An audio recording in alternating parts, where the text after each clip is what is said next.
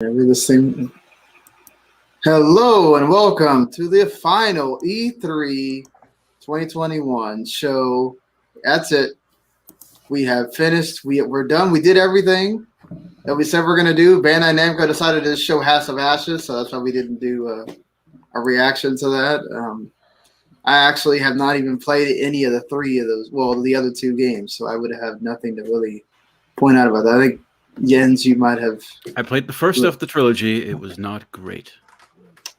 That's a ringing endorsement there. So either way, this is the final E3, so we're E3 show. So we are going to talk a little bit more about the Nintendo show since that was the last thing that we saw really today.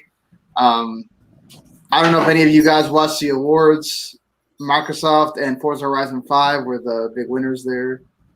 And so, just to like put that as a frame of reference, we will do that as well. We're gonna go over our, what we thought was best conference. I guess it's really a battle between two, honestly, unless somebody's gonna really shock us here.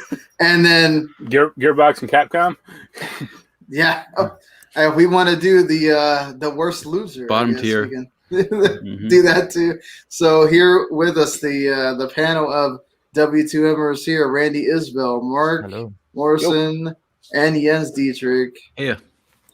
And thank you so much, Charlie, for being on with us. You can catch him on Twitch at Chaz_Mike and also on Twitter at Chaz_Mike. And you have a podcast, right? Yes, I do. Firstly, thanks for having me. Also, it's MKE. It actually is short for Milwaukee, which is my hometown. But I have a podcast called Comfort Food, which is all about the arts and media that people love and their kind of cherished memories with them. So whether it's a game, a movie, an album, literally any piece of art or media that people just have like a fondness for, I try and bring them on, try and talk to them a little bit. My most recent episode is thematically appropriate for some of the things we're going to be talking about today. Actually, it's about Metroid Prime, or not Metroid Prime, sorry. It's about Metroid Fusion. So we'll get into that a little bit later on, but I'm sure we'll get into that a little bit later on. But you can find that at just called Comfort Food Media Podcast. Well, definitely want to check that out. I know Metroid Fusion. For me, I love that Metroid Fusion when it was out on the GBA. So I know Mark, I think you did as well. Yeah, look that. I got a copy of it recently. It's pretty good. Yeah. So, I'm sorry about your Bucks. I'm sorry? I'm sorry about your Bucks. Yeah. Well, it happens. I'm a bit of a fair weather fan, but so I'm not too bummed. But heart goes out to the hardcore Bucks fans. I went through that with the Mavericks already, so I feel you. So it is what it is with sports. For sure. You always gotta. It feels like, as Randy can tell you, being a lifelong Jets fan. We don't. This is a video game podcast. Yeah. We don't need to bring this up again. All right. Sorry. Hey, I'm not any better with the Cowboys, so we know how it is already. But let's talk video games here. Since you and Jens really didn't get to talk anything about the Nintendo show, I saw that you really liked it, Charlie. So, like, what did you really like about obviously Metroid, right? With all that, but anything you want to say about the show, or? Well, I think as far as form factor goes, Nintendo just has it down pat and down to a science the way that not many other publishers or developers really do. I think ultimately they've been doing it for so long. So I think for them, not necessarily to say that this was a routine direct, because there really is no such thing, because it's always wild things happening at all times. But I think that this in a lot of ways felt like a return to form from like a 2017-2018 direct, where there were a couple big announcements, but it felt like a lot of the meat and potatoes of the direct fell down to ports of games that were already out and kind of refreshing the audience on things that we knew were coming, and maybe adding a couple new things into a new trailer or something like that, which to me is a good sign, because that suggests to me that we're going to be getting more directs sooner than we expect. And I think on top of that, you see, stuff, smaller franchises that have super dedicated fan bases, albeit smaller fan bases, making a return, like Metroid, like Advance Wars, and so on. So I think this is a good sign for things to come. But as far as directs go in general, this was decent to good. But I don't think this was on the quality of some of the other ones that we've seen. But I think it's better than a lot of the more recent ones, for sure. Well, Jens, you were saying a little before we started that a lot of that stuff missed for you. Oh, it's just that most of these are not games for me. I mean, I don't think I'm going to play Two Dot Campus or DBZ Cataract or any of that stuff that they showed. You take that back. I thought, even though I don't know if I'm going to play it, but just from having seen Mario Party played a lot by others, that Mario Party Superstars looks really impressive. Like having online play, having a lot of the classic maps, allowing you to save mid-game, a lot of quality of life stuff, full controller pad supports. You don't have to do motion wiggle stuff. It just seems like everything you would ever want in a Mario Party game.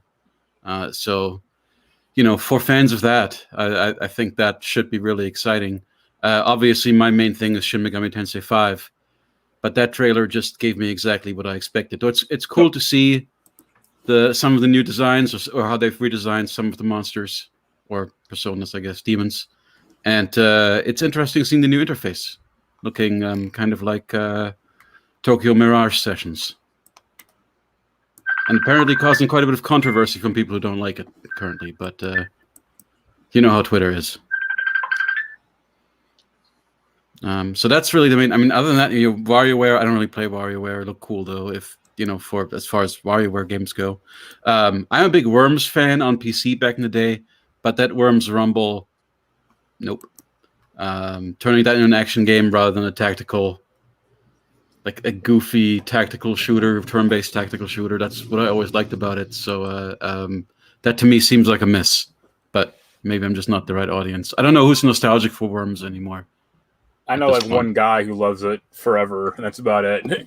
I mean, I loved it back in the day. It was a great game. He still loves it. There hasn't been a good one in a long time, at least that I've played. What do you think of Advance Wars?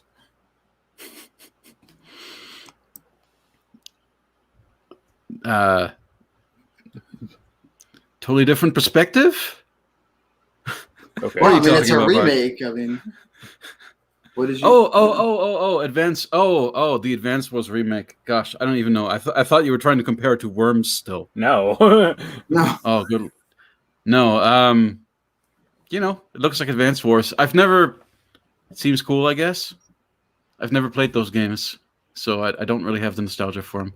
Yeah, I mean, it seemed like a decent conference. They announced a bunch of stuff, but nothing really huge that we haven't seen before. Is it weird that the two games they announced in 2017 weren't shown, which are Metroid Prime 4 and Bayonetta 3? Well, so is this Metroid Prime, what is it called? Dread. Dread. Yes. Metroid Dread. Is this not like just a rebranded? No, this is not. So the way that Metroid works kind of is basically there's the 2D Metroid games, which are their own thing. That's Metroid... Metroid for the NES / Zero Mission, Metroid / Metroid Samus Returns, or Metroid 2 / Metroid Samus Returns, and then there's Super Metroid, and then Metroid Fusion. So Metroid Dread is a sequel to Metroid Fusion, and the Prime games, I think, happen in between Super Metroid and Metroid Fusion. I could be mistaken about that. I'm not as into or well-versed in the Prime games as I am the 2D Metroid stuff, but... Where's the Metroid Hyrule Historia? So I feel like there is one somewhere. Where does Other M fit in? Other M was an anomaly that we don't talk about. That's what Other M was. It's not just us. It doesn't. I mean, Nintendo is making a big deal about Dread being the 5th 2D Metroid game. Well, yeah, that's weird considering Other M is a 2D Metroid game. Well, I was like 3D though, wasn't it? 80% 2D, and then every now and then you go into like a room and it turns 3D for like a 3D puzzle type thing. But it's like mostly a 2D game, and that's set between Super and Fusion, I believe. Yeah, that sounds right. It's either set between Super and Fusion or it's a prequel to the whole series. Because I think it's when Samus is still like training before she gets her, before she is like a full-fledged bounty hunter. But I could be mistaken. But it seems like it's not being. Is it written out of the canon now? We don't acknowledge it. It's not written out of the canon. I don't think that Nintendo's done enough with the canon for it to be written out, I guess. Sure. But I think Other M isn't really relevant to either of this, like super relevant at least to the 2D or Prime timelines, I guess. Okay. What about Federation Force? Okay, so this is a side series, which is why they gave it to the Lords of Shadows guys. No, this is like a mainline game. This is Metroid 5. This is the sequel to Metroid. This is a game that they've been working on since 2005. Yeah. Okay. And it just now has been able to come out. Mm-hmm. And this is, I think, really, it's actually good that we're getting this because we don't know. They said it themselves because they had to reset everything with Retro having to come in and make Metroid Prime 4. We don't know when we're going to get Metroid Prime 4. So this is like also a placeholder. And I think that trilogy is still coming, but just like I heard, or I didn't hear, I saw that Jeff Grubb was saying today that he thinks that they're holding off on anything major with the collection for Zelda until they know for sure when Breath of the Wild 2 is coming. So, right. Prime is the 3D series, of course. Yeah. Mm-hmm. So I just misspoke earlier. Yes, I mean, like Metroid Dread was, I think, certainly the biggest surprise because nobody, I mean, only like the deep journalists probably that were around during that time knew that Dread was a game from back then. I mean, like, that's pretty much the totality of that. To everybody else, this is a new game, Yeah. And that was cool to get to see that. Yeah, especially, I mean, like being a Metroid fan and having read and seen like as much as I possibly can about Metroid Dread. I mean, I played Metroid Fusion not too long ago for the first time, and I was like, okay, where's the next one, right? And I kind of saw Metroid Dread in like these YouTube thumbnails and random reset era threads and stuff like that about people just like vaguely mentioning this kind of just effectively non-existent vaporware Metroid game. And so as a hardcore Metroid fan, seeing the title Metroid Dread was just really icing on the cake. Like it felt like exactly the way to cap that reveal. Yeah, for sure. I mean, like Randy, you're a survival horror game fan. Like that gave me some like survival horror vibes. Yeah. Like they're trying to be really atmospheric with the I forgot, it has a name. I can't remember. I watched some of the Treehouse. Emmy. Yeah, the Emmy. Yeah, like following you and stuff, and you have to try to like go undetected. Like I thought that was really cool. Something you don't see that much with the series. I'm very much excited for this game to see how it plays, and I'm with Charlie. I'm more of the 2D guy than the 3D guy is when it comes to Metroid. So I'm very excited for this game. Yeah, I mean, I don't know. I guess I'm on the side of. I guess I like all these niche things that they announce all at once. Aside from SMT, which I just honestly haven't really played, but like I'm a fan of the WarioWare. I'm a huge fan of the Advance Wars. Like that thing popped me. Other than the fact that the person who's not here with us actually guessed it when we made predictions, but like it's one of those games where like you're dreaming. Like why are you even talking about the fact that there's an Advance Wars? Nintendo's forgotten about this series and the fact that they remake it all.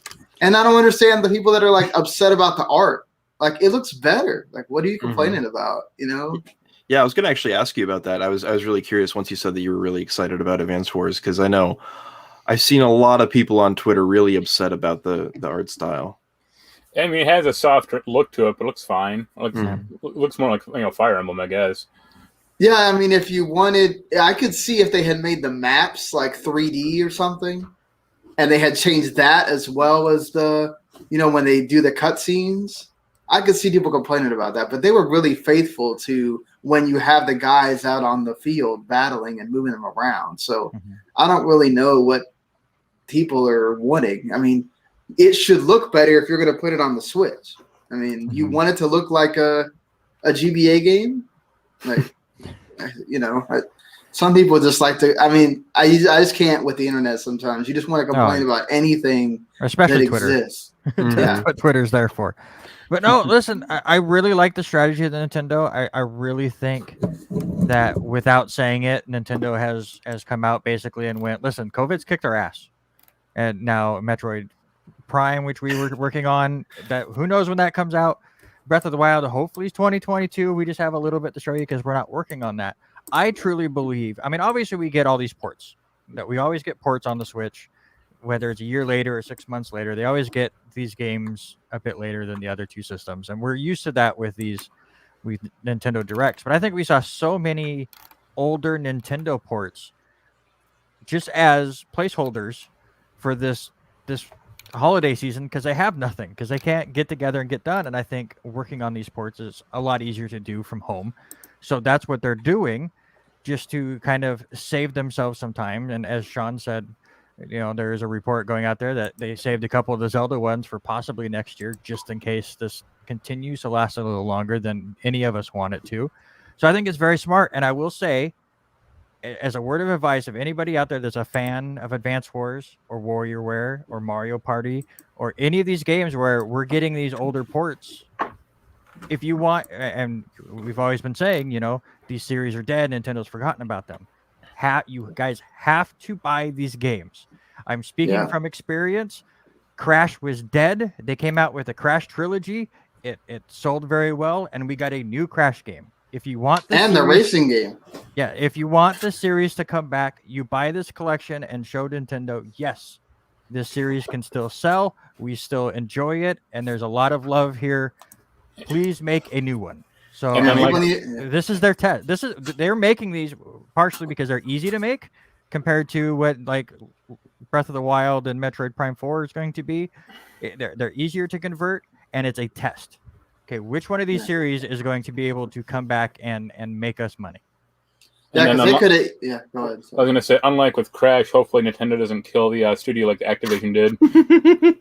Listen, I was in a good mood, Mark. Come on. Yeah, I mean, come on. Like since survival horror. Go ahead, sorry, Sean. No, go ahead. Oh, I was just curious, since we're talking about series coming back, and since survival horror was mentioned, what does everyone think of that Fatal Frame game? Also, is that a port or is that an That's original? a PU. That's a Wii U port. Okay. Well, for one, I was going to go back to that. Way Forward is actually the one doing this remake for Advance Wars, so they would have nothing to do with Nintendo, actually, whether they cancel them or not. And then, so the intelligence system is going to keep working on Fire Emblem or whatever it is that they're doing at this point. And yeah, I mean, that's a port, but it's Wii U games that most people didn't play. And Fatal Frame, I mean, getting to see that come back, that's another one of my niche franchises that I like. So again, now I felt like Xenoblade Chronicles X. Yeah, exactly. You get Xenoblade Chronicles X, you get an S rank, a 10, whatever you want to give it. I'm doing that, but I mean, I'd be amazed because I keep saying that was so hard to do with all the stuff that they have on the gamepad to be able to change that around. That would be really hard for them to do. So if Monolith Soft did that, which they're working on Breath of the Wild 2 right now, so I can't imagine that they're working on that. But they're supposed to got a new RPG in the mix, so we'll see. But I don't know, anything else somebody wants to say about the Direct before we move along to generalities, I guess. I like Tony Hawk, but that Switch version looks like ass. I mean, that's the Switch version for a lot of things. Yeah. I mean, but hey, we got to play Guardians again, guys. You can't escape that game. That reminds me, we can ditch the Direct talk like immediately after this if you guys want to, but it was really disingenuous and honestly, as a Nintendo fan, it kind of annoyed me how hush hush Nintendo was about the Guardians and the Life is Strange games all being cloud versions and them not broadcasting that whatsoever. That was really shady. Yeah, that really shady. Bothered me. Wow, you would have never known that. And like, yeah, they didn't publicize that into the Direct. I don't think they even. I didn't know it. Yeah. No, that was one of the things that people are like, oh, it's going to be Switch Pro because they didn't show it. It's like Nintendo is digging their own grave in a bunch of ways with that kind of stuff, and it's so easy to avoid in so many ways. I mean, they don't even have to market it like that elsewhere, but in a direct to your hardcore fans, you should be honest and clear about that. Listen, Nintendo's gonna Nintendo. Yeah, You know, Honestly, what's that doesn't weird, surprise me. it does surprise me because with Hitman and Control, they were upfront about it. Yeah, So why wouldn't you be upfront about it here? Like, I get that it takes a little bit extra time to explain, like an extra minute that wouldn't have hurt nobody. But, like, I don't know. I they agree could with have even Charlie just had on a that. subtitle. Like, I mean, Right. it's not hard at all to just have a subtitle for this kind of thing, and it's just pouring fuel on the fire of Switch Pro speculation, which I fully believe. But it's not a good time for that to happen. Clearly, like Nintendo doesn't want us to be talking about that right now. They want us to be talking about WarioWare, Metroid, Advance Wars, Super Mario Party Superstars or whatever, and whatever else they have coming this year. Not a Switch Pro. Yeah, they don't. They want to. They want to act like if nobody talks about it, it'll go away, and that's not going to happen with the Switch Pro. It's going to keep every time somebody gets a rumor, it's going to happen again and again and again until Nintendo finally reveals it whenever it is they want to. What's so funny is that Nintendo, they could have the worst kept secret, and nobody will finally just be like, you know what, we got to show this. They'll just keep ignoring you until they feel like it. It's so funny. Until they want to put Advance Wars in a direct. I just went back and was looking at this Nintendo Direct just to see if there was any fine print. And in the Guardians of the Galaxy, all it says that kind of hints at the streaming version is it says persistent high-speed internet connection required. That's it. Yeah. And it's in the littlest print right at the very beginning. And that's it. Yeah, good. and that's than not the best way to do that. Like, nobody's going to catch that if you're just watching it, which that's what they want you to do. They don't want you to catch it. But, like, I was wondering, too, because I was sitting there going, man, the Guardians game, that looks like it would chuck so bad. Yes. And, like, Life is Strange, you know, it's a much better graphical fidelity than the Telltale games. But when you're talking about remasters, especially True Colors, it looks really good. That worries me as well. Like, yeah, and presumably it runs on a much better engine than the Telltale games. You could imagine it being ported over. yeah, and like what's weird is that you should understand you have a global fan base. There are a lot of people that they can't do the cloud stuff at all. So that affects how they play this game. And when they go to the store clerk may not know crap, and they pick it up at the retail if that's where they pick it up. Or they buy it off a digital store that may not. They're going to again say it in fine print. And you're going to know it's there. At least I will say, at least for this kind of thing, at least they make you play a demo of the cloud version before you buy it. That's the only saving grace for any of this. But it still sucks. Yeah, it's still not good for you to do. But yeah, we'll talk about Nintendo again. Because it's going to be a square off between them and Microsoft, I'm sure, for best showcase. But let's go around the room. You can talk about 1, 2, 3, however many you can name off. If you want to go a little bit of detail, you can. What are some of your games that are you're really looking forward to? It can be something that's coming out this year. It could be something from 2022. What is some of your favorites from everything that was shown off at the E3 this year, Charlie? So I actually took a list for each day. Firstly, I just want to give a huge shout out to Panic and the Playdate. That thing looks awesome. I have had notifications on for their tweets for so long, and honestly, I think that they may have stealthily given the best presentation of the show. If you don't know what that is, that's that yellow cube. It's a little yellow hand thing with the crank. And, the pen holder. Randy, don't start me with that thing.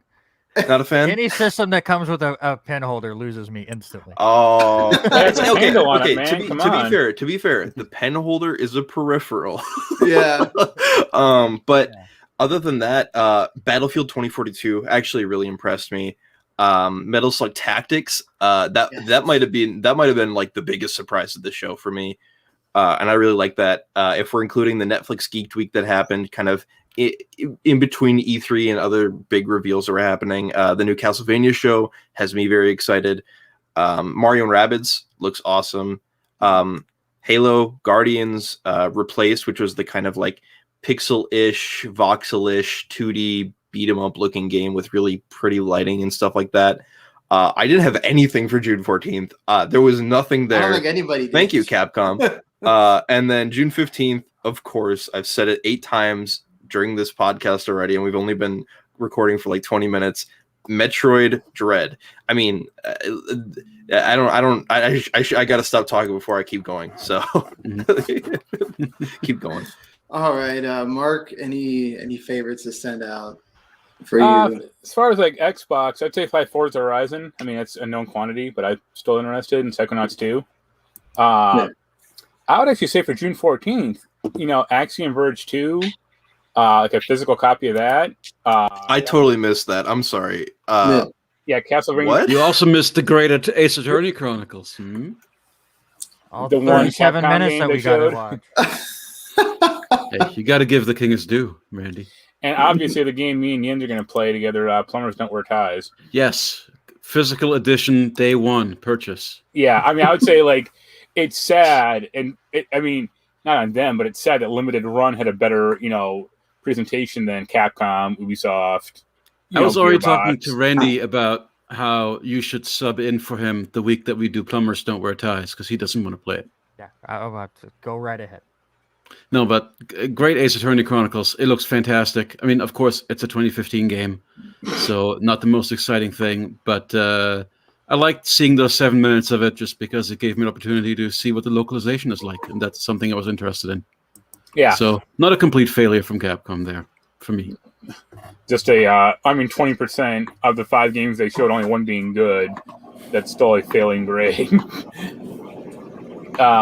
And for today, I mean, obviously you got Metroid. I mean, I'm a big fan of that franchise, but also Advance Wars and I'd say WarioWare. I like fine. Yeah. Randy, what do you? Go to Jens first. I'm still looking because my memory sucks. Also, right, also I'm like going through everything right now. It's okay. Shin Megami Yeah, Tensei okay. also looked pretty good.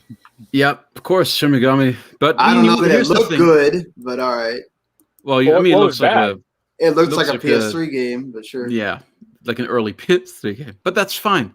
Again, At this it's a point, Switch. that's What just do a you retro want? aesthetic that you can accept for Shin Megami Tensei. I don't know. I'm making excuses, I guess. I'm still excited. Speaking of aesthetics, though, that Sable game, I have not had a Yes. chance to download the demo, which is apparently out. But Yeah, I'm super Xbox excited. is doing that Summer Games week thing where you can try out I think it's like 20 demos. It which looked they were gonna- stunning, absolutely stunning, and I need a new journey or something along those lines in my life. So I'm excited for that kind of stylized, chill, exploratory experience. It was really beautiful. There was quite a bit of stuff that Microsoft showed at that indie game showcase that was cool. Battle Cakes looked kind of cool. Juggler's Tale looked cool. There's a lot of things that I'm eager to try out. So those, but then obviously the main thing for me is Elden Ring. I mean, it's goddamn incredible. I cried a tear the first time I saw that trailer. Like, the world looks incredible. I love all the monster designs. The scope is just, I mean, the scope, but then also the detail. My only complaint is that I am recognizing a lot of environments that are very much look like they're transposed straight from Dark Souls 3. So I'm hoping that that's just because this is an early presentation, that there's some asset reusage or whatever going on. But again, put in the context where it's just, okay, yeah, it looks like a Dark Souls game, but on a much grander scale with, if not fully open world, huge hub worlds or huge kind of pocket worlds that you enter in from a huge hub world. So very exciting stuff. They definitely Zelda-fied it. And now people can stop asking for that. This Or, is the game people that, are always talking about, I want a Dark Souls Zelda or whatever. It's like, here you go. This is the game that Martin is working on instead of finishing that damn book, right? Yeah, that's another. Well, I mean, all the lore is your typical From Software. It's the exact same lore that they always give you. You know, you're an undead in a corrupted world, and you're trying to cleanse it by finding all that stuff. I don't know what George R. R. Martin is contributing to it. I'm sure there'll be there's probably a lot of lore stuff. I'm sure there'll be plenty of flavor text. I hope that he wrote the weapon descriptions. That'd be fun. Yeah. Good use of his time. I really just want, if it's just all the flavor text is written by George R. R. Martin, then I will actually read the flavor text. So, very exciting. And then, man, I have to offer a retraction on Babylon's Fall. That was my most exciting game that day, I think, in terms of conference with Square Enix. Oh, boy. Man, learning that it's an always-on service game has really... And that also that it's kind of like the B team. Now I understand Mark was making a reference to Teenage Mutant Ninja Turtles, which I now remember ignoring because it was kind of like the C team at Platinum making it. Yeah. So it seems like this is like I don't know though. It still looks like a game I would enjoy. I just I'm much more hesitant now. We'll see what kind of gotcha mechanics they implement. I mean, yeah. Like that, it didn't look good either. It just there was something. It looked like an older game. We talked about this. It looked really muddy. Mm. Yeah, it kind of had the last story kind of feel, which that's a Wii game, but so that's maybe not a very flattering comparison. But that's I mean, I don't mind the art style. I think the art style is actually quite nice, but yeah, it wasn't very sharp looking. Randy, did you find everything? I got this. I was trying to find stuff. I took notes for all this stuff and then I closed them all. So I don't know why I did that. But the three games that I'll just shout out, they're all kind of indie games, and I think they were either all showed at the that kickoff show or Xbox. But Replaced looks fantastic. Will that game ever come out? Who knows? But damn, it looked good. Yeah, that pixel art, man. I'm a big fan of Limbo and Inside, so Somerville looks amazing to me as well. Give me that. And then Planet Alana, which was on the kickoff show, right? That the kickoff show, I remember looked really, really good. And then, of course, shout outs. I have to Death Stranding. I got to play that game again, and whatever they're going to add with that. Mario Party Superstars. Literally, that trailer went on, and my buddy messaged me, goes, "It better have 50 turns," because we played all of the original games, playing 50-turn games a couple summers ago, and it's like it better. So that's what I want. And then I know Mark and Jens, I've been pooping on it, but I'm interested in Guardians of the Galaxy just because it's first player, it's a single player. That's what I wanted with Avengers, was give me a single player experience, and then it went live for service and that like Destiny stuff, and I went, never mind. This is more my style. Will it turn out to be good? We'll see. But I'm more excited about this than I was Avengers. I mean, at least the writing and tone for that felt pretty. Oh, they were point. spot on. Yeah.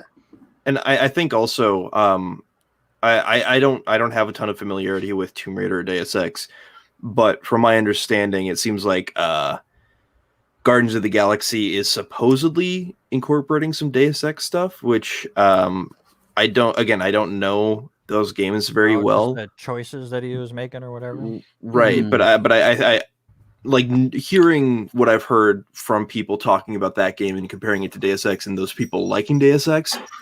I think it at least has promise in a way that Avengers didn't, and part of that is because of like the character that it had,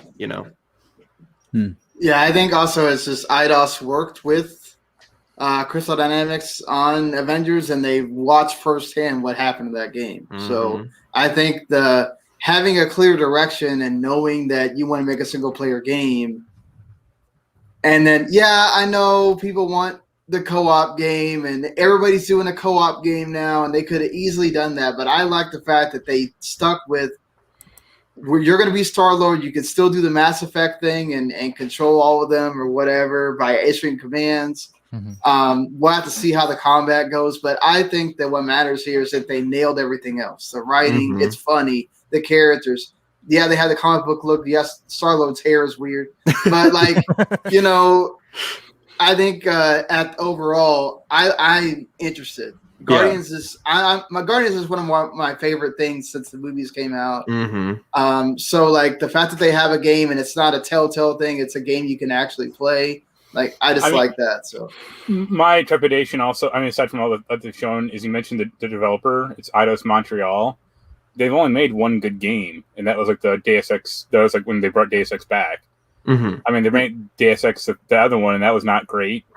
They made Thief, which is especially not great, and they made Shadow of the Tomb Raider, which was passable, but it wasn't like good compared to the previous one. Yeah, so, it definitely didn't have that Crystal Dynamics flavor. So like that's another reason why I'm like, like. Well, we'll see. I mean, the studio behind Metroid Dread also has a mixed track record with those Lords of Shadows games. Yeah, but they also did Metroid: Samus Returns for the 3DS. Right, but that's a remake. But also, I think that there's a difference here because one of them has a director who's made consistently good games versus questionable direction, and because it's the same people from the same studio. That said, I think. Knowing the way that Marvel is being run for all of the problems with it, I think Marvel Games has obviously has a lot to learn, but has also learned a lot in the past year, give or take, since Avengers. And I forget who brought that up, but like I mean, there's really no way that this is the same level as Avengers. I mean, even just looking at the story, I think the story will I would genuinely be surprised if even just the Metacritic is lower than Avengers, Yeah, plus Marvel tends to, obviously different directors, different people involved, and trying to compare Insomniac, which is a great studio, probably the best studio that consistently puts out stuff for Sony. When you look at every game that they put out, to Eidos Montreal, but Marvel tends to do better when it's single player games as opposed to, putting out group games. Look at Marvel Ultimate Alliance 3. That wasn't really a good game either. But then even if you go back to like some of the older Marvel stuff, like even Hulk Ultimate Destruction, people like that, so it's like, I think when they can focus primarily on one, it's much better for them than when they got to focus on a whole group.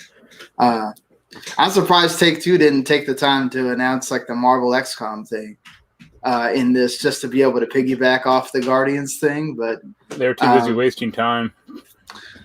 You know what? Hey, I'm not gonna. At least they told us they were going to waste time, unlike Capcom. Yeah, I mean, they told us in advance, and like I feel like we've seen a lot of people talking about corporate posturing, but then also a lot of people calling for corporations to respond to certain things in certain ways. Yeah. And at least Take-Two was transparent and honest and is displaying like continued support after some of the issues that they're talking about are done trending. And I think there's something to be said about that, regardless of whether or not they use a major E3 slot to do that. Yeah, and I've heard other people talking about this, and I kind of agree. The way E3 was done this year, and how we had 9,000 different events going on, is just it's not going to be the way it runs once they get live person again. The thing I hope not. Thing that Take-Two did is an event that probably would have happened at E3 if it was a normal. But you don't know about it. But it would have happened behind closed doors, and like people from all these different companies, IGN and stuff, would go in there and then be able to report on that. It's not a, hey, Take-Two's doing this presentation thing, please check it out. It wouldn't have been an online deal, but with E3 and everything having to be online, you kind of have to just kind of sit through some of that stuff. Yeah.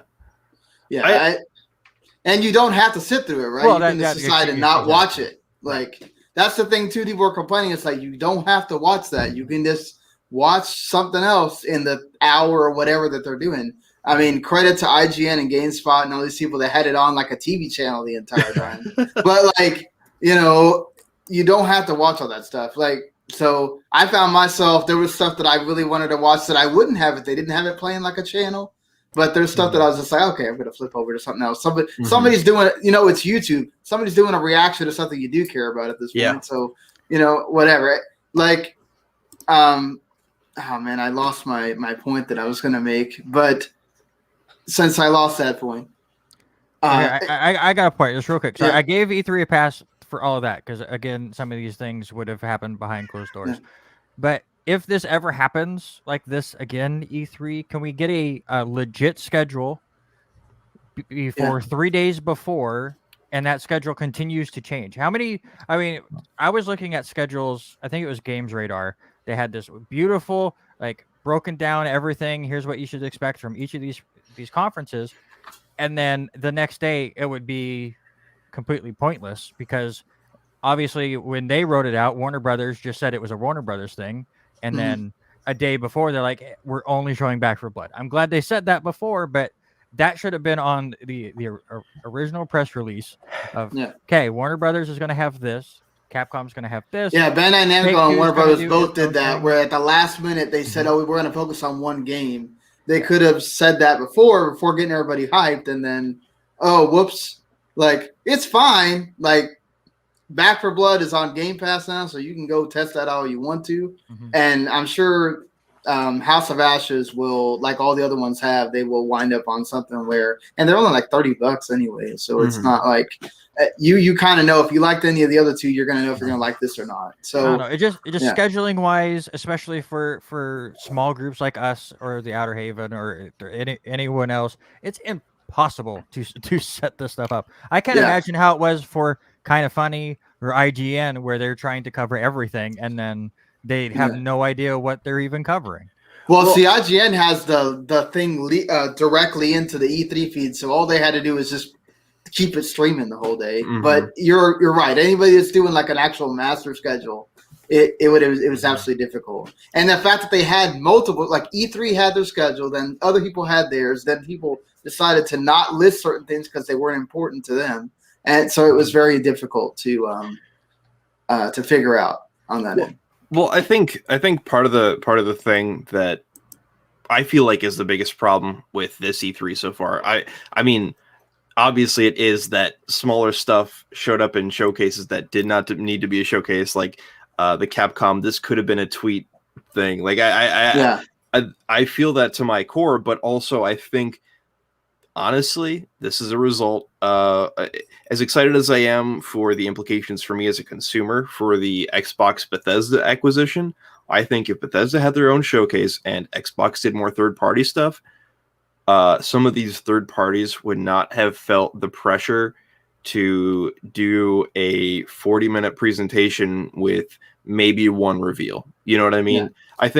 I think the absence of places of companies like Xbox and Sony, or at least in the broader third party space, because obviously Xbox was there, but it was mostly first party and Bethesda stuff with a couple third party things thrown in. At least it felt like, compared to some of these other big publishers doing their own thing.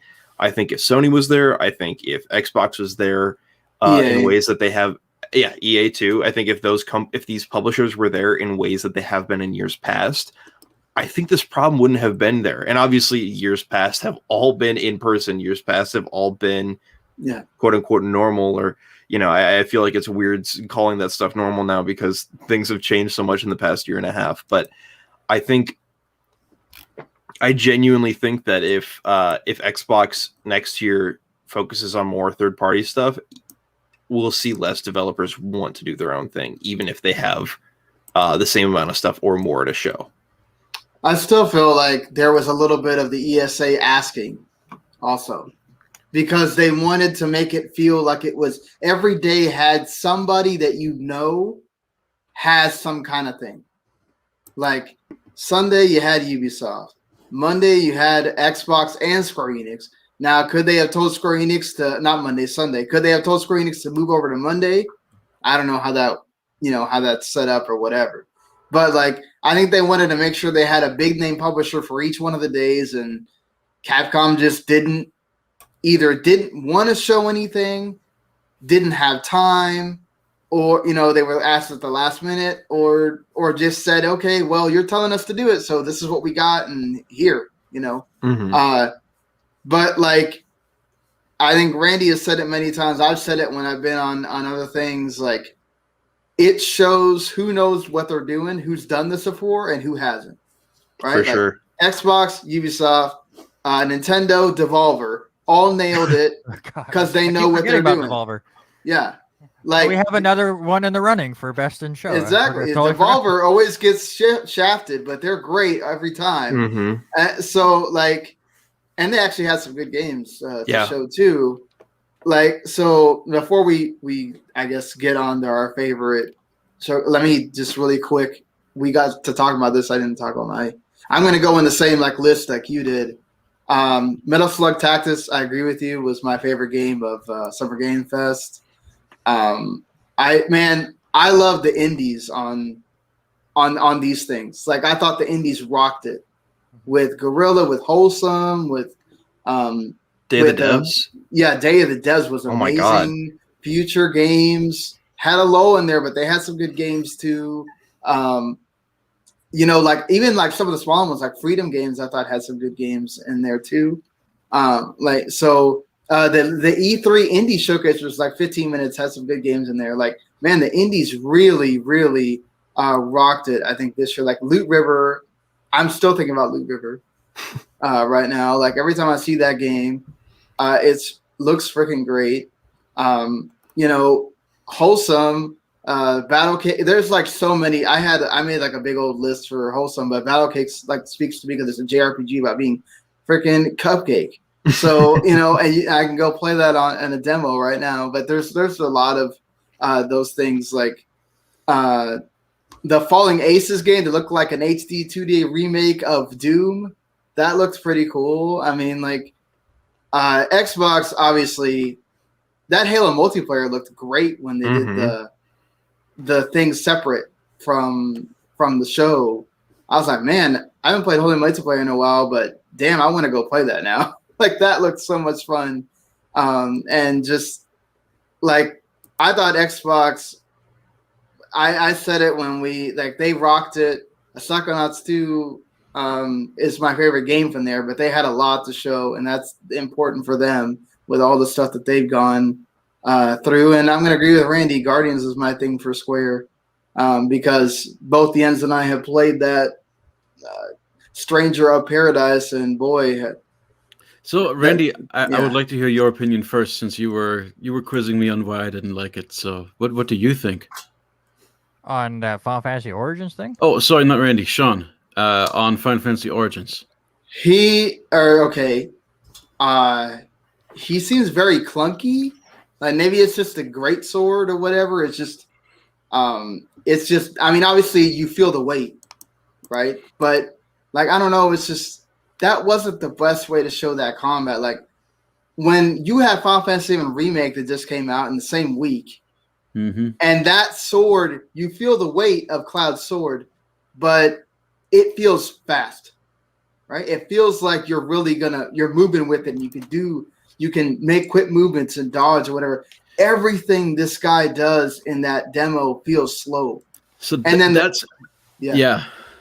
I know that's part of the Souls thing. Right. Well, okay, so it's part of the Souls thing, but the Souls thing is not prescriptive in the same way, where it says you have to use this magical block, and this magical block will take exactly a second and a half for you to ready before it becomes effective, and you have to time it in conjunction with the attack for that to work out. And this is a mechanic that is not optional, right? Yeah. So it becomes all about figuring out those timings, and especially those animations that you get trapped in every time you make a move. Because you can't really cancel out. And then there's the two ways to block. And I'm like, okay, do I use the little absorption thing, or do I press L1 to block? And it's like there are some enemies where you have to use the absorption thing, which again makes it something that's not optional. And the goblins are they're annoying. They're not fun to fight, and they take way too long to kill. I don't know. It's very, everything about it is very timing and execution and block and counter focused. Which, fair enough, that's a way to play a Souls game, and that's absolutely legitimate way to play Neo as well. But it's not Sekiro like that as well? A little bit? Sorry? Isn't Sekiro like that too? Where you're doing Sekiro, though, is so much faster. Like, Sekiro is very fast and very precise, and actually gives you... one of the biggest complaints about it is that it doesn't give you as much freedom in how to approach things as other Souls games. So that's absolutely true. So this is similar. I just feel like there is just one way to play this, and it's the way that Team Ninja Like absolutely, like no, get these exact timings. You know, this enemy you fight this way. I don't know. Doesn't seem And I like there's a don't lot of get the point of flexibility. having the party. They don't do anything. And I mean, they do sometimes interrupt the enemy, which is very helpful, especially because they can stun lock you real bad. Yeah.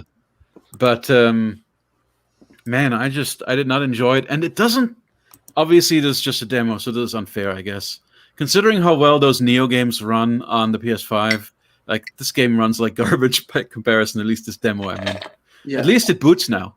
You know, that's one of the most the corrupted. At least the boots, right? Yeah. I reinstalled it like Square Enix.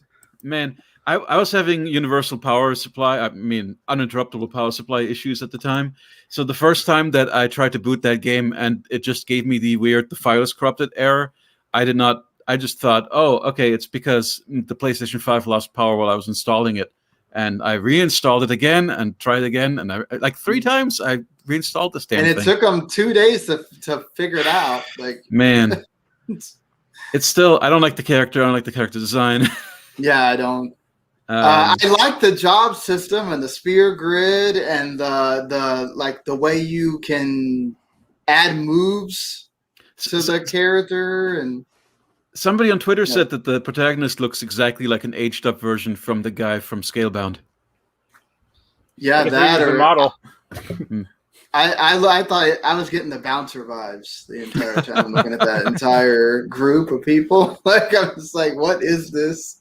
Yeah, but you know, Nomura likes his weird characters, I guess. I don't know if you did you do performance mode or did you do I did graphics performance mode. Okay, I did and you have to yet to try performance mode. But graphics mode was chugging. Like it would actually like freeze for a minute every now and not a minute, but you know, like half a second. It seemed to run better in performance mode, but I still felt like this could move better. Yeah, so we'll see. Thankfully, it's a demo, you know. Yeah, exactly. I mean, let's face it. The very first demo of Neo also did not feel good, and it's something that they workshopped and fixed, and you know, got community feedback on, which has become kind of there. Which I don't know. That's like one question I would have is, with this being a Final Fantasy and a Square property, if it's probably not going to go through the same development process that Neo did. It'd be really cool if it did. Like, you know, put up a beta for a month. Get everybody's feedback on balancing and feel and all that stuff. If they do that, they're probably in good shape because they're. I mean, considering that they have experience with that with Final Fantasy 15 and 14, like I think that they would definitely take feedback, and if you get a lot of people having those same thoughts that we are, I think they will definitely go back because they don't want this to fail because it seems like they want to make a series out of this thing. They've been very responsive with Neo with reacting to community feedback. So, you know, they're probably reading everybody's comments about the demo and already figuring out how to tweak things. So it's not a deal breaker for me. I'm just saying I'm cautiously optimistic. And I think that's why, I mean, it would have been nice if the demo worked when they first released it. It's downloaded. I'll give it a try probably in a day or two. But I did watch Maximilian play it a little bit on Twitch today. And I'll kind of just reflect off of the words he said at the end of playing through the demo. Like, there's a good game in here somewhere. Like there's a lot of good elements in it, but it is just covered in a lot of crap right now that just doesn't work, and it's overcomplicated, and it looks like graphically it's not pleasing to him. And I watched for about 10-15 minutes of it, and I don't know if it'll be my kind of game, but I like that they got out there and are throwing it out there, and probably will be taking that feedback and try to work on it. So we'll see. It's funny how the tutorial looks just like Neo, but then you're in Final Fantasy 15 territory from then on. Yeah, and it just becomes gray and blue. I do appreciate having the monsters and all that stuff. Just being out in a weird, like flowery field to do the tutorial is kind of. Oh, one element I really don't like is I don't like the wall mouths that spit goblins out at you. Yeah, that's like just something that's generally a hive that makes infinite enemies is not something I like to see. And I don't think that it is in many Souls-likes. Yeah, it tends to not appear that much in the genre. So I'll agree with you there. It's not my favorite, especially because that thing regens health. I don't know if you noticed that. Yeah, yes, I did notice that. Yeah. So if you don't kill the monsters fast enough, it'll. So you get into this really bad loop where you're trying to damage it so you can get it down before it regenerates, but then of course you're going to get backstabbed by its goblin companions. Not that I'm complaining that the game is hard or anything. It's actually the fact that it has a difficulty selection at the beginning already makes it kind of a kinder, gentler Neo. Because Neo 2 got insane, like absolutely insane. Well, I know. yeah. Charlie, do you play any of that stuff or? It's just interesting to hear all this because I have made a very brief foray into Bloodborne and that's about it. But I love the combat. But as someone, even as someone who loves retro games and always has his friends regurgitate the but it's inspired by retro games being obtuse or whatever. The entire concept of Souls-likes kind of having really punishing but satisfying combat I love, but then the things that just feel like they're meant to screw you over for no other reason than to screw you over, or things that are meant to be obtuse for no other reason than to be obtuse, like obtuse menus, obtuse world design, obtuse narrative, which I get is part of the thing and is part of the reward of putting your time into it. It's just really not for me, and I find it really annoying because I love games that respect your time. And hearing something where there's a Souls-like that regurgitates infinite enemies at you that is also hard to kill just sounds like the worst way to go about making a Souls-like. Yeah, I mean, it's a more pain in the ass Neo, really. Yeah, to be fair, it doesn't do that all the time. It's just you get to this one area where like you're supposed to go to the next area, and like again, this is a demo. They could completely take that out all the time, but like it's not like you're going through a bunch of those. It's not like Gauntlet or whatever where you're just killing a bunch of hives. Like you kill these goblins, then the bombs show up, the fire ones, and then when you get to the end of that area, then they have this big purple goo that's in front of the door or whatever, and you have to kill that because if not, the goblins keep coming out of it. So like that's what I've seen. It's not like it's constantly there, but you know, right. But even then, like it just feels like you know, obviously, like I don't fully understand. I've never touched a Neo game, but from what I know about Neo and the Souls-like games and this, or the Soulsborne or whatever you want to call them, that just feels kind of antithetical to even just including one of those things feels antithetical to the broader loop and concept of those games. Yeah. I appreciate them wanting to do something different. Oh, definitely. Right? Like you have your action, somewhat action and hybrid turn-based thing with Final Fantasy VII Remake. You have your MMO with 14. You have all of the 2D HD stuff, which is more turn-based, and you have 16, which seems to be going to be more totally action. Mm-hmm. And then you have this. So, like, I appreciate them wanting to have different things, but make sure, like, you really do, like Jens was saying, please take fan feedback and make sure that you're making this the best it can be, because it doesn't make it annoying either. And I feel like there's a difference for me. It's just all the timings feel off. Like, the way you need to time blocks, the weird wind up on the magic stuff. I just, it doesn't quite work for me. Sorry, Charlie. No, totally. You're totally fine. I that brings up another point. I feel like Souls-like games are often most comparable to fighting games, and that's a genre that I have much more experience in. I'm a competitive Smash player. All my roommates play different fighting games competitively, so I've had like a flavor of those kinds of things. And I feel like with my experience in Bloodborne and fighting games combined, I think having something that's unresponsive is another thing that just completely misses the mark of what it's supposed to be. I feel like there's a difference between Elden Ring and Final Fantasy Origin in terms of pushing something in that kind of genre forward and trying to do something new, where, okay, let's make this thing that has very intense punishing combat harder for the player for no other reason than guy has big weapon. And then the other side of that is, okay, let's incorporate things from other genres that kind of open up the game, or that allow for a maybe more open concept, or something that's less linear in some ways. Yeah, I'll tell you this. You're absolutely right about Bloodborne. Of course, Bloodborne goes, I think, too far. Demon's Souls has a couple of things that can screw you over, where like if there's a particular character that you let into the Nexus, they start murdering other people in the Nexus, and you may take you too long to catch it, so you can stop them, and you can kind of screw up some things in that particular run or save, I guess. But like Bloodborne, the entire true ending is hidden behind a bunch of bullshit. Where you have to find these like umbilical cords, if these like I've heard 3 umbilical cords and put them together and fight an optional boss and like all this stuff just to get to the real ending. And you could end that game and never know that you didn't see the real ending.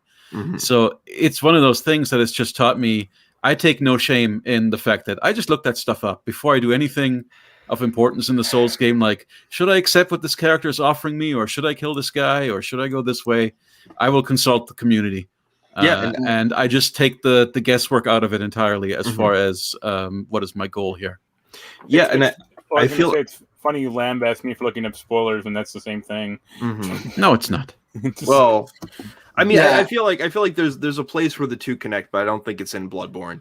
But that reminds me, like I'm playing through Mass Effect trilogy for the first time, and my roommate is like one of the biggest Mass Effect fans I've met, encountered, or otherwise seen in my travels, mostly through the internet. And he's basically just a walking, talking guide for me, where he'll say he won't tell me what to do, but if I'm about to, let's say I get to a part in a game where if I progress and I don't talk to this character, they'll die, and I don't know that. I want to know that because, you don't have to repeat it again. Exactly. Right, exactly. I don't want to keep going through this over and over again. Okay, like my real run is going to be my second run. That was the thing with Bloodborne. Is like I did like 3 runs of Bloodborne to clean up everything because I'd screwed stuff up the first time. But I'm not going to want to do that every time. With some, like I wanted to just get the good ending the first time with Demon's Souls. So I was just like, okay, let me just refresh my memory. I've already beaten this game. Okay, what am I? Okay, yeah. I've got to kill this guy here. To be fair, you invested the money. You play however you want to play. Exactly. Also, if it's designed like an old game, play it like an old game. Everyone talks about how you should play Zelda 2 with a guide, and I feel like the same. There should be no shame, or nobody should get mad at you for wanting to play Bloodborne or any Souls-like, or really any game for that matter, but especially a Soulsborne game with a guide. Like I feel like that is the fundamentally best way to experience that. So that's the way you learn. All I'm saying is it might really, if you want to ever give Bloodborne another chance. Oh, I'm still playing through it. I love it, but cool. I was just saying, if you just look up the like half a dozen things that you need to know beforehand, you might have a better time. But okay, sounds like I don't need to motivate you. No, I'm loving it. It's just like it's a combination of like reviewing things and buying games that I'm super excited for, playing games to keep up with the conversation, or Game Pass ruining everything. I mean, we all go through that here. I mean, Randy just finished Ratchet to do review, and I'm having to trudge through Ninja Gaiden Collection, which is awful. And like, I mean, talk about the most bare minimum freaking collection I've ever seen. They don't even put in a collection. They're all 3 of the games are separate when you download. And then like talk about the bare, I mean, they look fine. We're talking about Xbox games, and I mean, but these are all off the PS3, the Sigma games, which is worse. And it's just like I don't know. It just, I forgot how bad, and when you're playing them back then, the camera's not as bad, but now it's like, oh Lord. That free roam camera, not the best thing to try to kill, ninjas that are coming at you. But yeah, I mean, like that's difficult for me too, because I do that thing where Game Pass happens and I'm supposed to be reviewing something. I was like, oh, but this thing looks shiny over here. I want to play this, then I sunk like 10 hours into that, and I'm like, oh crap, I'm supposed to be doing something else. So, that is, I think we all go through. Mark has like 5 games he's reviewing right now. So, wow. I'm not saying it's 5. I think he has like 3 or something, but been there. Yeah. That's it's not the easiest thing in the world to be doing all that and try to get that in a decent time frame out. But talking about reviewing, we all went through and gave our grades for all these showcases and everything, and I think we kind of know which ones are the top or whatever. But like for you, what was your favorite showcase? Like when you got done with that, it's like, man, I liked most of the games that came out of here.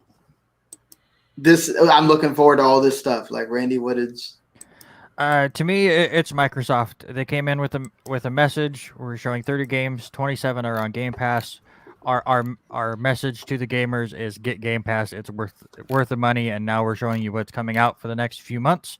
And I thought they nailed it. I mean, just not only the games that they showed, but the presentation they had. How many straight trailers we would get before we would get a talking head, and that talking head would just set up the next couple of trailers. It went by really quick.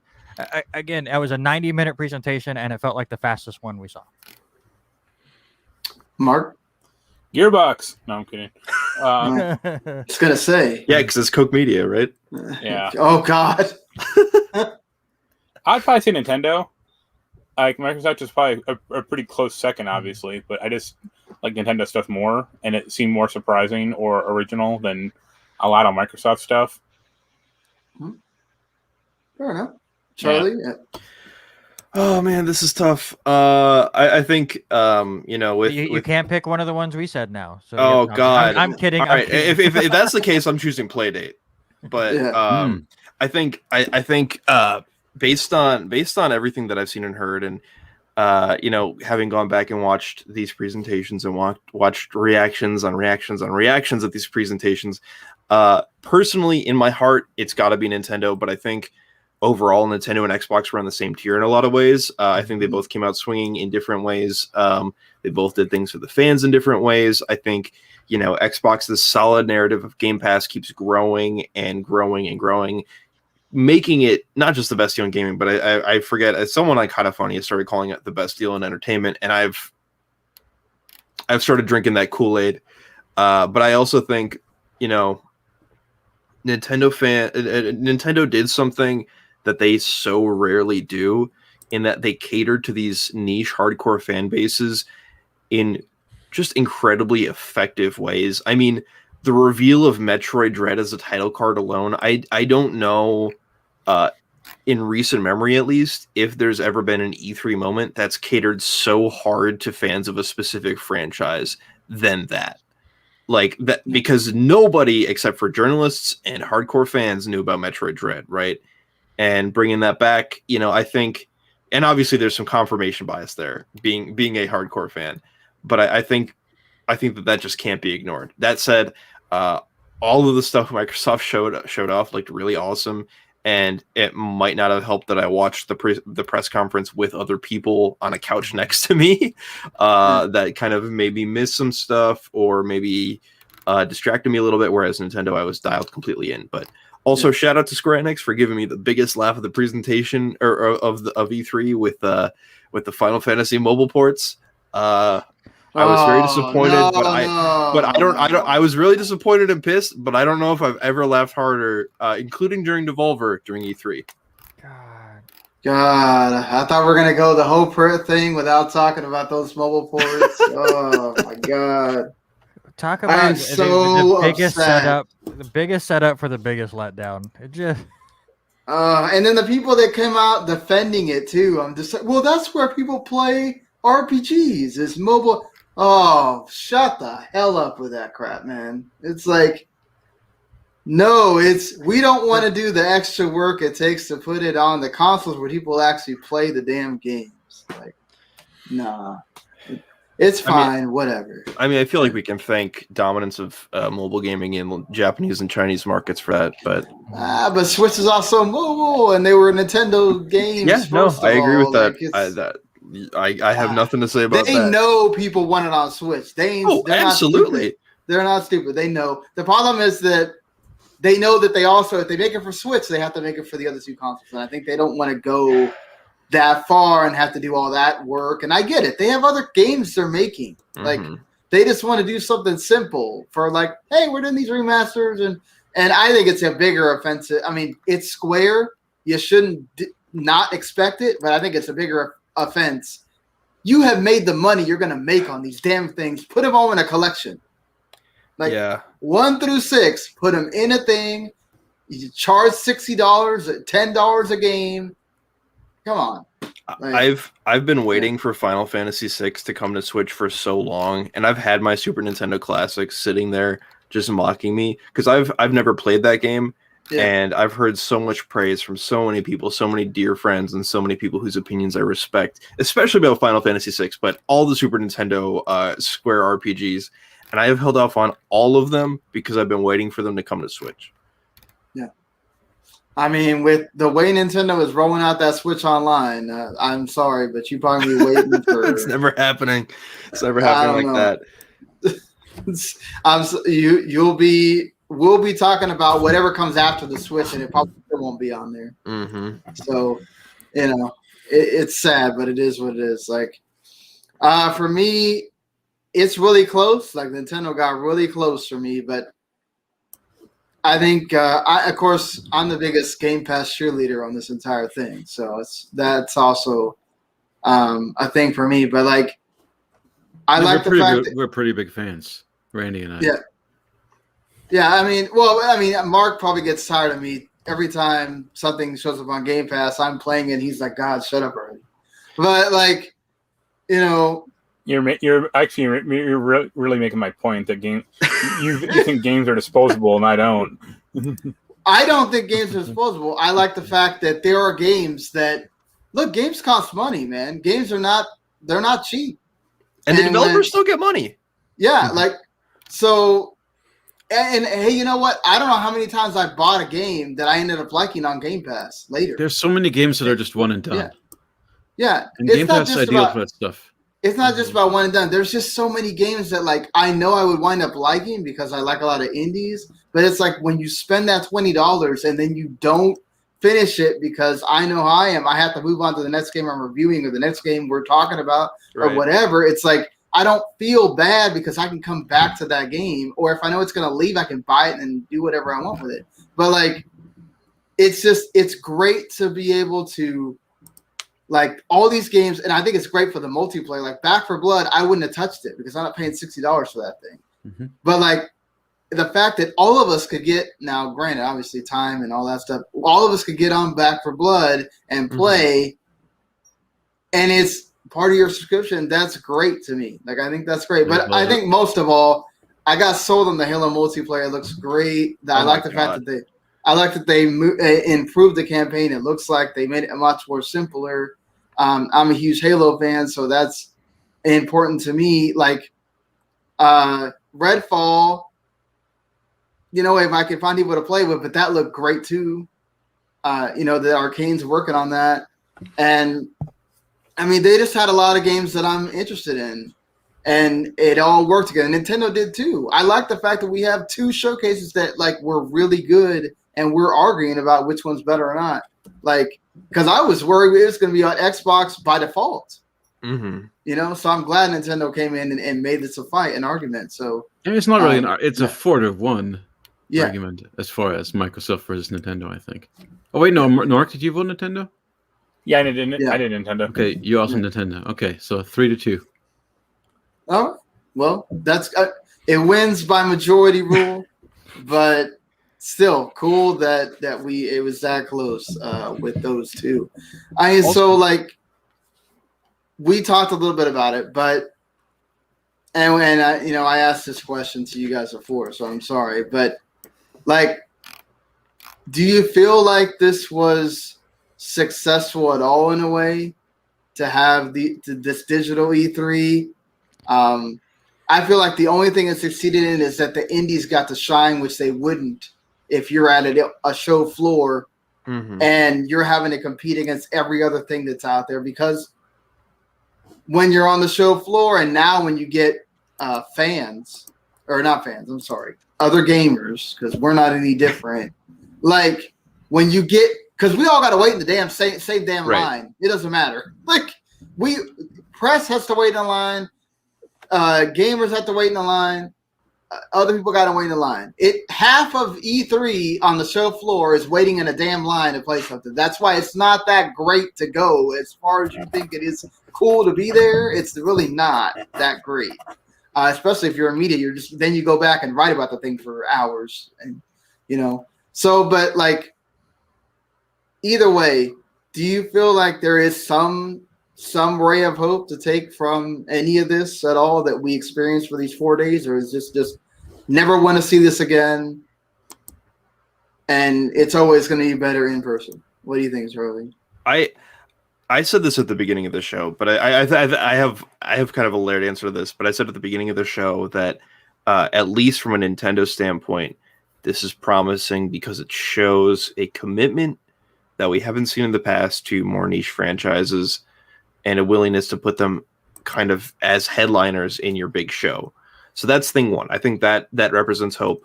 Thing two, obviously Xbox, Bethesda, that whole thing. I think Xbox finally, as if it hadn't already happened, Xbox finally killing this narrative once and for all that they don't have games is number two.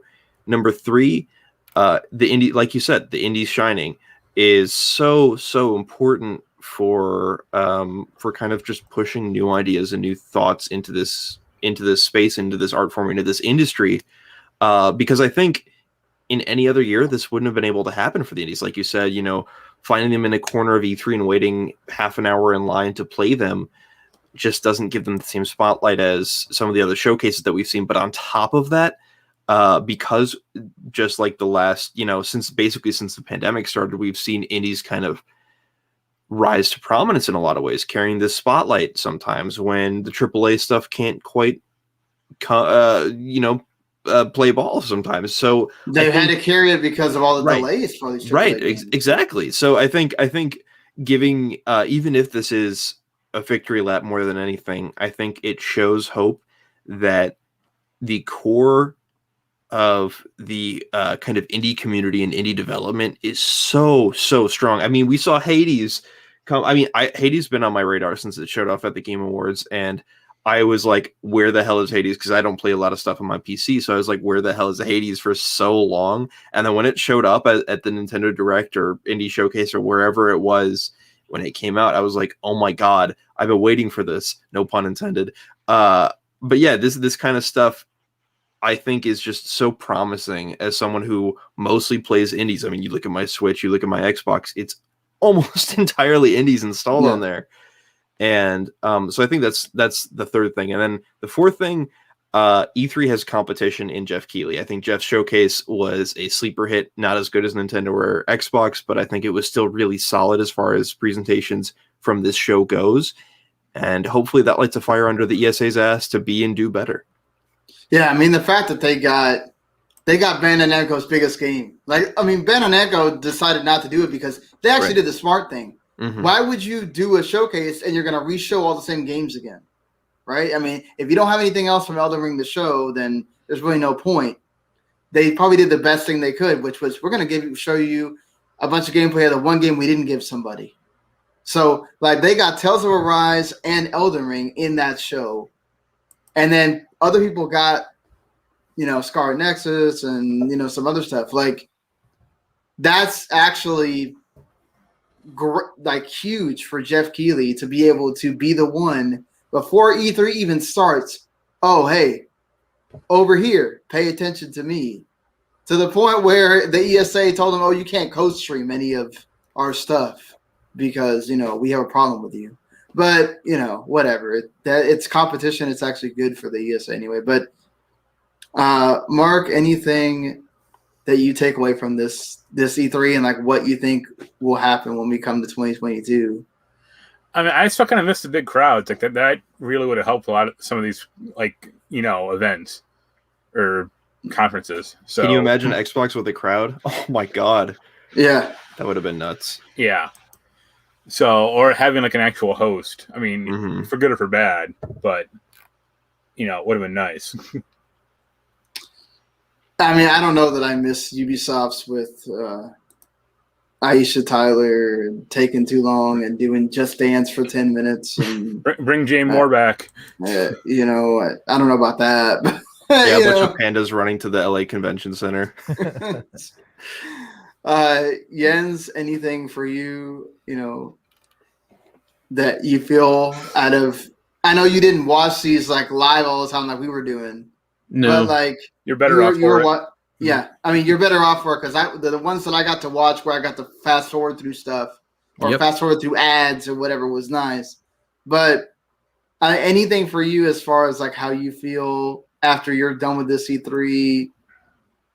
Does this format work for you, or do you feel like they have to go back to being in person and you know? I mean, it's not as far as just the raw experience. It's not hugely different.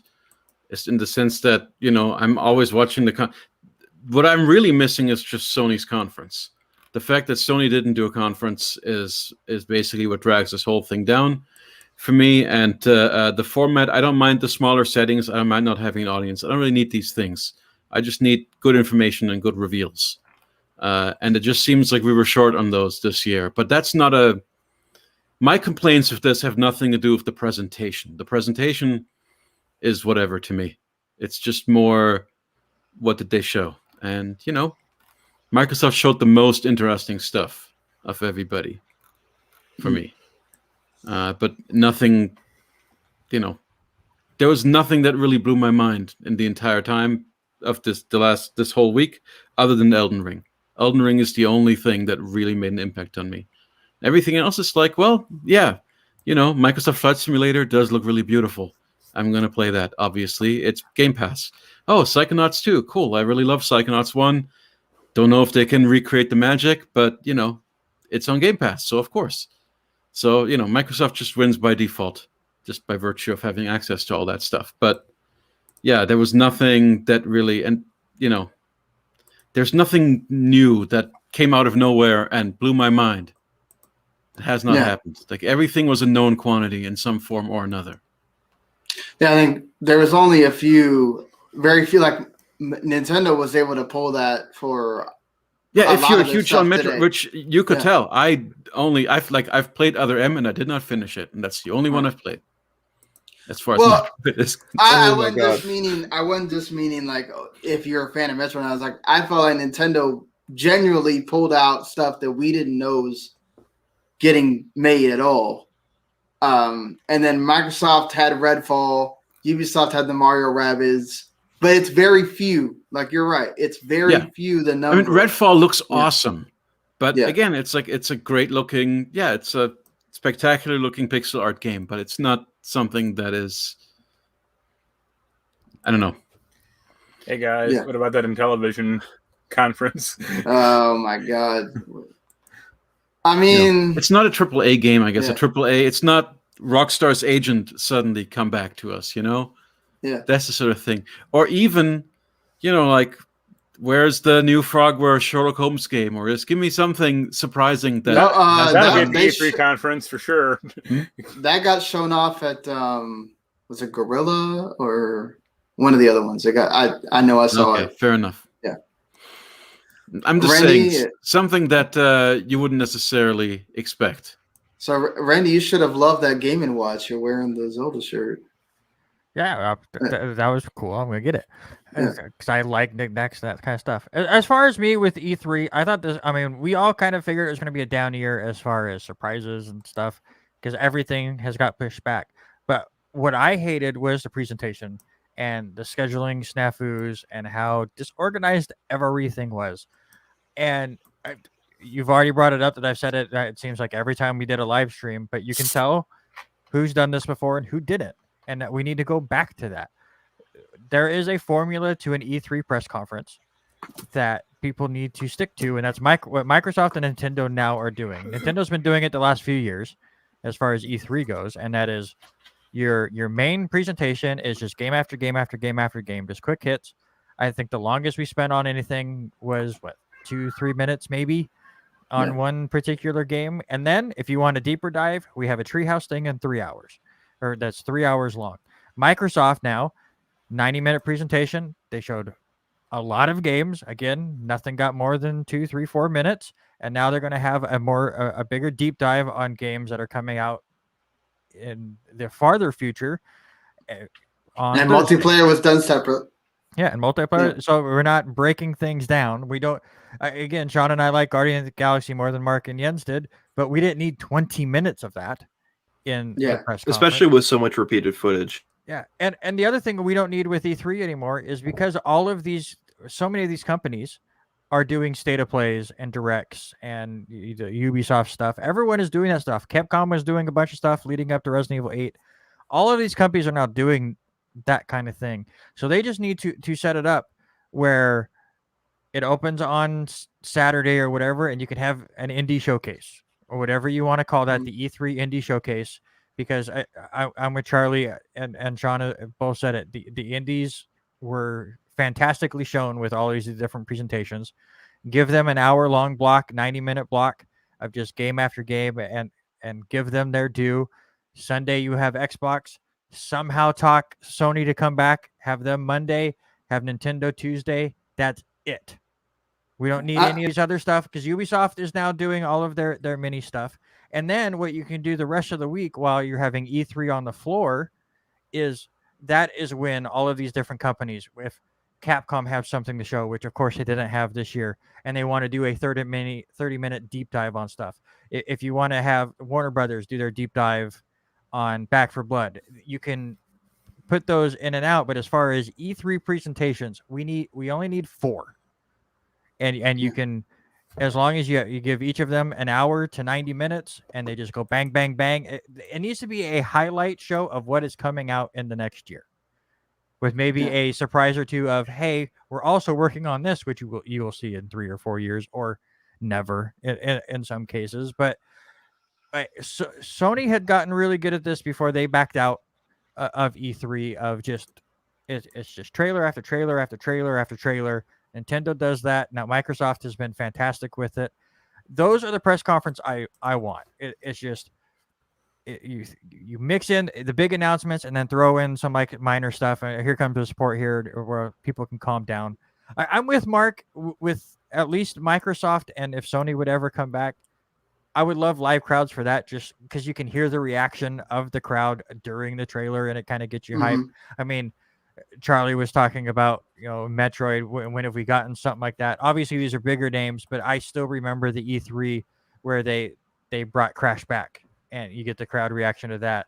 Or the first God of War teaser where you didn't know what game that was, and all of a sudden they showed Kratos, and you hear the crowd during the trailer lose their minds. Final Fantasy VII Remake, of course. Obviously, the game turned out to be complete crap, but Shenmue 3 got a ridiculous reaction when it got showed. So I'm with Mark. I mean, this whole thing should be a celebration of games and what we should be looking forward to in the next year. We have Game Awards, which we can celebrate the previous year. Let's bring it back to being a celebration and not we're just going to sit here and talk about the 90 different moves that the guy on Tekken has on Smash Brothers. Like that's for a different presentation. Let's just go boom, boom, boom, boom. Like the rest of Nintendo was, and that's what I would like to see, and that was not what E3 was this year at all. Yeah, I don't know that we're going to get back to that. I think Sony is very much in the realm of we're not coming back. We don't need it. We're not going to pay your exorbitant price to have a show there. Like, we're going to do our own thing. There's rumors that PlayStation Experience is going to come back. And Sony is big enough. They're the big dog. Until somebody knocks them off, they have every right to do their PlayStation Experience and do whatever the hell they want to. Microsoft does E3 because they know it's E3 and they'll be the big dog there, right? Nintendo does directs all the time. They just happen to do one around E3 because they get publicity. Who doesn't want that, right? Ubisoft does the same thing. Now they're doing forwards 4 times a year, and they do one around E3 because that's when people are paying attention in the summer. This is going to be, I think this is going to be the way it is. And it's a pipe dream for me. And I've bought into what Jeff Keighley's whole idea is he just wants to bring everyone together and let's celebrate. The ESA has turned it into this business, and I think that is why everyone has run off. That's why Sony ran off. That's why EUA was like, well, we will still do it around your E3 stuff, but we're going to be over here. Yeah. So we want to be associated with the time of E3, but we ain't giving you shit. Well, E3, the ESA needs to exist because if you don't have an ESA, then we've got a problem because the government comes in.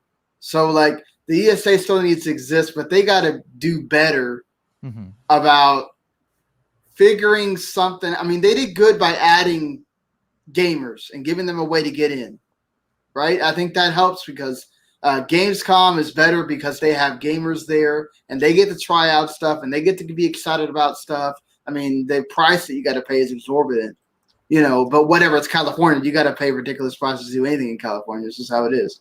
But like, they got to figure out something that makes them seem more friendly instead of being remembered for doxing the entire media community in taking all the information and then revealing it to everybody. Like, they just gained so much bad press instead of they were seriously thinking about charging for demos and stuff until somebody said, whoa, wait a minute. Like, this is ridiculous, So like, that's the point. Like you said it, they're being a business. Yes, they got to be a business, but they're being greedy. Like, there's some of this that you've got to figure out a way to invite people in because you pushed Jeff Keighley out and now he has made the most of it and you're not going to ever get him back. And Jeff Keighley showed everybody you don't need E3. And I seriously think that when we go back to 2022, we're going to see less people there. We're going to see less publishers there. And I hate it, Randy. I love what E3 has always been. As somebody that we all grew up with that. Like, we grew up with E3 is the time, right? Like, that's the time to get excited about games because all the stuff that's going to come out and will come out or may never come out is going to get shown at this thing. And people don't need E3 because why? Why crunch to make a freaking demo? Then the game may never look like that at all when you can do a digital thing whenever you want and people will get just as hyped. Like, I just don't think things are going to get better for E3 when we get to 2022. I don't know how any of y'all feel on that, but I think this might be the last time we see some of these people there. What do you think, Charlie? Here? Well, I mean, it's hard because Microsoft even has barely been part of E3. I mean, you brought up that they're part of E3 and they do E3 because they're the big dogs there. And well, that's true. I mean, even they don't really care that much about E3. Yeah. I mean, they bought out their own theater and their own event is technically separate from E3. Yeah. And I think while the current console market is the way it is, unless Sony seriously sees something concerning, or if the PS5 and new Xboxes suddenly are in stock everywhere and the Xboxes are selling really well, Sony, like you said, does not have any motivation, but also has no reason to be at E3, and they won't be. I mean, sure, they might want to demo some kind of stuff with the DualSense or something with the next PSVR, but firstly, in a post-COVID world, people are going to be less inclined to do PSVR 2 demos in person. Because I learned the hard way that apparently it can be transferred through the eyes. And secondly, that, I mean, nobody's going to be super excited about jumping back into these big crowded, often messy, probably germy events. Like, I mean, I don't want to sound like a resident germaphobe or anything. Like, I'm becoming more comfortable with recent changes in COVID stuff recently, and not to kind of put that blanket on all the stuff we're talking about, but I don't even then, when everyone's super comfortable with the world returning back to some semblance of normalcy, we're not going to be back to where we were in 2019, right? Yeah, no, we're not. Ever. Even just from that standpoint, not to mention the fact that Microsoft is going to, by the time that E3 2022 rolls around, Microsoft is probably going to have like at least 30 million people subscribed to Game Pass, right? Yeah. So even looking at that alone, Microsoft already has like an incredible audience of people who will probably be watching their stuff no matter what, right? Or at least people who will be paying attention in some way. I mean, I just talked about it. They just did that Summer Games demo thing. They could do the same thing next year. Be like, well, you don't need to come to E3 to play our stuff. It's gonna be on our store in 10 minutes. Like, you know, so you don't need that. And same thing with Steam. They're doing all these things. That's the one thing I will say that has been really great. This has been great for this. COVID has allowed these companies and these indie games or big publishers or whatever to realize you can just go direct to the consumer. You can just put the demo out on Steam, make a deal with the console makers, and put it out there. You don't need to get people to go to a show floor and go to E3 and do all that. Just here, it's on Steam. Try it out yourself. You tell me what you think on your stream or your whatever. Like, so, I mean, that I think also the relevance of E3 also speaks to the whole rise of the influencer and like the fact that you don't need media as much as you used to be able to tell you something. So like, there's a lot of things that go around E3 that for me, I just really think that one of the things that this digital thing has shown me was like, as much as I don't want E3 to go away, because the alternative is I don't really like the IGN and GameSpot Summer of Gaming thing that goes on forever. Like, it's cool. You get information all the time, but gets to the point where it's way too much. It's like Chinese water torture, just a drip, drip, drip.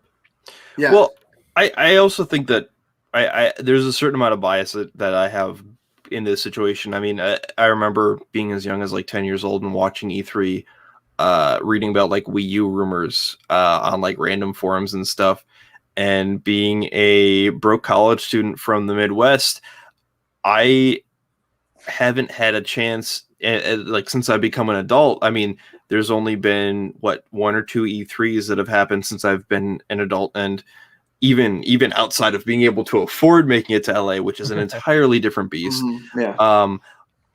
I haven't been able to make it to E3, and I really want it's kind of like a small personal career goal of mine, knowing that, like, you know, whether it was with DualShockers, Twinfinite, or wherever else I'm writing for at the time, any other year I would have been able to go to E3 this year, and it makes me really worried that I won't be able to get to go to that like so many of my peers have, you know. So I think that that's a big part of it, is like coming up in the media this past like year and a half, 2 years, I haven't had a chance to do that, and so there's this selfish want from me personally that I don't want E3 to die just yet. I want to be able to go and then it can die, which is really, really stupid. But it's just this thing that I've always watched, and I know most of it is waiting in lines, but I think that there's that kind of personal element for me too. I'm over here just realizing how old I am. Yeah. Thanks, I Charlie. mean, as somebody that went, and it's now like 12 years ago. God, I feel old now. I feel really old. Like, I went when Beatles Rock Band was the thing, and Paul McCartney and Ringo Starr showed up on the Xbox stage. Like, wow. So, like, in 2009. So when you still had like the big things were Lego Rock Band, Beatles Rock Band, and like all these other like music things that don't exist. Oh, like, that sounds awesome. I would love that. That sounds awesome. I love the Beatles. I mean, it was great to be there. Right. It was great to get this. I talked to developers. I got to meet people. I just wish I was older. Like, I went when I was your age. Right. You're like in your 20s. Yeah, I'm 20. Yeah. I went around that age. I was a junior in college. I was 21. I wish I could go now, because like, but I don't have the money to go, and I have not been able to ever go since then, because it's an adult with a kid and all that stuff. You don't, it's making a trip to LA is not something you just decide to do on a whim. Like, it's, you know, so like, I wish I could go now where you know people, and I can say, hey, here's this person or that person, and you're actually networking and you're making a point. At 21, I didn't care. I just did whatever the heck they told me, and I stayed up till 3 a.m. writing stuff, and we got to go to these restaurants and these things and all that stuff, and parties, and there's stuff I couldn't get into because one of the people that was with us was under 21. So like, but it's cool. Like I do hope for your sake that you get to go once because it is an experience.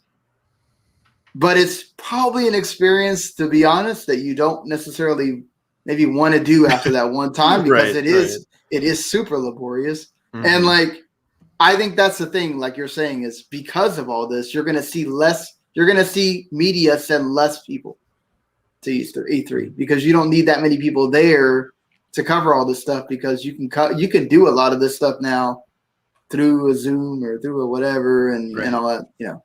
So I don't want to keep going on about this, and I'm sorry, Mark and Jens are probably like, no, I was just thinking about how good Beatles Rock Band is. Right? It is. Oh my god, it's so good. Best harmonics game probably in my mind. I wish that was they a hell would of have an been able E3. to add, I mean, you went to an iconic E3. Yeah, it was so much fun. Like I have pictures of. Yep, I have it. I got to be on MTV's. They had Rock Band 2 stuff there, and I sang like More Than a Feeling, and I was on MTV for like 5 minutes. And like when MTV still was sort of relevant, and like you know, so it was fun. Like, but you know, it's a job when you go there as media. It's not this thing of I get to play all these games and I got to take notes while I'm playing all these games and have PR people telling me what to do. But it's fun. Like I'm also got to play like Karaoke Revolution with a PR person next to me. Like, and then we're battling it out. And like I have fond memories and all that stuff. But I think like that's what makes me sad is I really think that it's less of a chance we see the old E3 than it is the one that we're used to seeing when we grew up, you know. So I don't want to keep belaboring the point. Everybody wants to go to bed, I'm sure. I actually have to get up at 5 a.m. to go to Oh my work. god! So it's late. You know, thank you, Charlie, for being on. Well, thanks for having me. Really appreciate it. When I make those calls, sometimes I'm like, nobody's going to answer, so why am I bothering? And that was cool that. So tell everybody, I mean, I know we talked about your podcast, like anywhere you write or anything you want to promote. Yeah, so you can find me on Twitch, Twitter, and Instagram. I just say Instagram because I like using threes, but I don't really use it that much at CHAS_MKE. That's Chaz Milwaukee. And then you can also find my writing on DualShockers Rest in Peace, Twinfinite, and Android Central, where I am focusing mostly on VR coverage over there. You can also and then other than that, you can, tune into my Twitch streams. I'm finally starting to get back up on that now that I actually have internet that will let me do that. But other than that, you can also find me on my podcast. That's the Comfort Food Media Podcast, or just Comfort Food. And that is, you can find our Twitter account at comfort_food pod. That's comfort_food pod. Sorry, I'm so bad at oh my god, tongue tied. I'm so bad at branding all this stuff. But comfort_food pod. And stay tuned for that. I have I'm actually also appearing on a PAX panel that will tie into the next episode of that podcast. Yeah, that's cool, man. Good to see. Like, so what's your pack? Can you talk about it? Like, what your panel is? I don't know. If you can, it's cool. Do that. No, okay. No, you don't have to. So. Yeah, I don't think I'm able to do that quite yet. But just stay tuned to the socials that I've named before. It's not embargoed, but just stay tuned to the socials that I named before, just so I don't get in trouble with my friend. That's for cool. now. That's fine. Jens and Randy, you guys can check them out always on the Chapter Select. Mm-hmm. What are y'all doing? Brand new episode, Postal. What, the movie? Over. Yeah. Yes. Oh my God! Why that award-winning film? Mm-hmm. Yeah, Chaz. They not only play like every week. It's either they play a game and they talk about it, or the other week they've been going through all the video game movies. So yep. Brutal. Yeah. We got through that week, and I think Gone Home is next. Gone Home. Great game, Gone Home. Mark and I, of course, are usually the ones that do the weekly episode of Video Games to the Masters. This week, we won't have one since we've been doing stuff all week for E3. It'll be Sunday again when we get back to the regular schedule, and then we'll get to talk about the Microsoft Extended thing. and whatever else has been going on. So for Charlie, for Randy, Mark, Jens, follow us on Twitter at W10 Network, at W10 Sean, for me, at Humanity Plague, at Randy Isbell, at Aperture Silence, at Chaz_MKE for Charlie. I said it right this time. And you ring that bell, subscribe on YouTube. Just because we don't have events that we're live reactioning anymore, we're still going to be doing stuff. I'm going to be posting gameplay of games that I play. Anybody else is also welcome to do the same. And also on podcasts, we are wherever there are podcasts, either the W10 Network feed or the game, Video Against the Max feed. The YouTube, we have a playlist now, so you can go just search Video Games to the Max playlist, and all the recent shows are there. So thank everybody for joining us throughout E3. Appreciate that. And I was just on a podcast talking about E3 as well, Pop Culture Cosmos. That should come out pretty soon, so you can go check that out. And, well, until next time, see y'all later, everybody.